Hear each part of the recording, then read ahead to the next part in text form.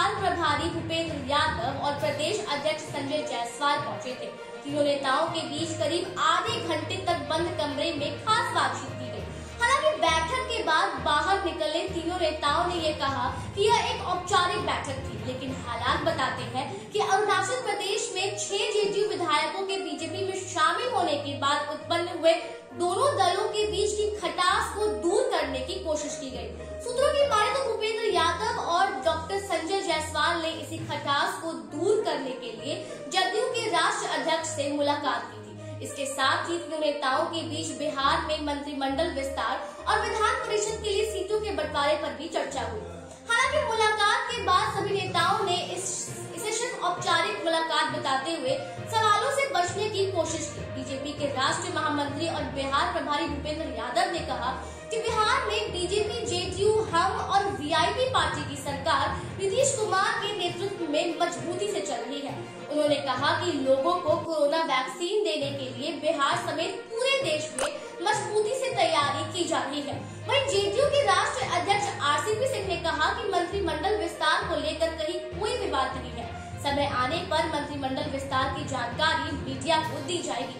वहीं हिंदुस्तानी अवाम मोर्चा के राष्ट्रीय अध्यक्ष जीतन राम मांझी ने मंत्रिमंडल में एक और जगह के साथ विधान परिषद में एक और सीट की डिमांड की है। बिहार के पूर्व मुख्यमंत्री जीतन राम मांझी के इस नए मांग पर जेडीयू के राष्ट्रीय अध्यक्ष आरसीपी सिंह ने कहा कि इस पर सभी घटक दल जो है और शीर्ष नेता जो है वो बैठकर इस पर बातचीत करेंगे। बिहार में पूर्ण बहुमत के साथ एनडीए की नई सरकार का गठन हुए 2 महीने होने जा रहे हैं, लेकिन बिहार में तोड़ जोड़ की राजनीति आज भी जारी है। पहले आरजेडी की ओर से यह कहा गया कि जेडीयू के 17 विधायक आरजेडी में शामिल होने को तैयार बैठे हैं, तो अब कांग्रेस के नेता भरत सिंह ने यह कहकर और बिहार की राजनीति को गर्म कर दिया कि कांग्रेस के 11 विधायक एनडीए में शामिल हो सकते हैं। बिहार में जोड़ तोड़ की चल रही राजनीति के बीच जेडीयू और बीजेपी के शीर्ष नेताओं की मुलाकात पर सियासत शुरू हो चुकी है। आरजेडी नेता और प्रवक्ता शक्ति सिंह यादव ने जेडीयू और बीजेपी के शीर्ष नेताओं के बीच मुलाकात पर चुटकी लेते हुए कहा कि बीजेपी ने नीतीश सरकार पर दबदबा बनाने के लिए ही जदयू के राष्ट्रीय अध्यक्ष आरसीपी सिंह से मुलाकात की है। आरजेडी जनता ने यह भी कहा कि जेडीयू और बीजेपी के शीर्ष नेता मुलाकात कर तालमेल बिठाने की चाह में है। कितनी भी कोशिश कर ले, यह है कि अरुणाचल प्रदेश की घटना के बाद जेडीयू और बीजेपी के बीच सामंजस्य बैठना संभव नहीं है।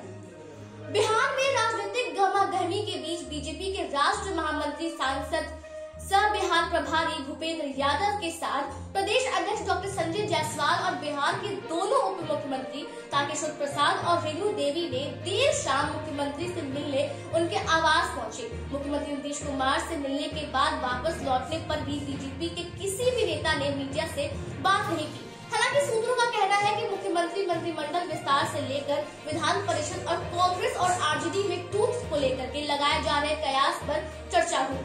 अब इन सब बातों से ये तो स्पष्ट हो गया है कि बिहार राजनीति बहुत गर्म है और इसका असर भी अब दिखने लगा है। फिलहाल के लिए इतना ही। आगे की तमाम खबरों के लिए बने रहे एसडी न्यूज के साथ और हमारे चैनल को लाइक, शेयर और सब्सक्राइब करना ना भूलें। साथ ही हमारे फेसबुक पेज को भी लाइक एंड फॉलो जरूर करें। धन्यवाद।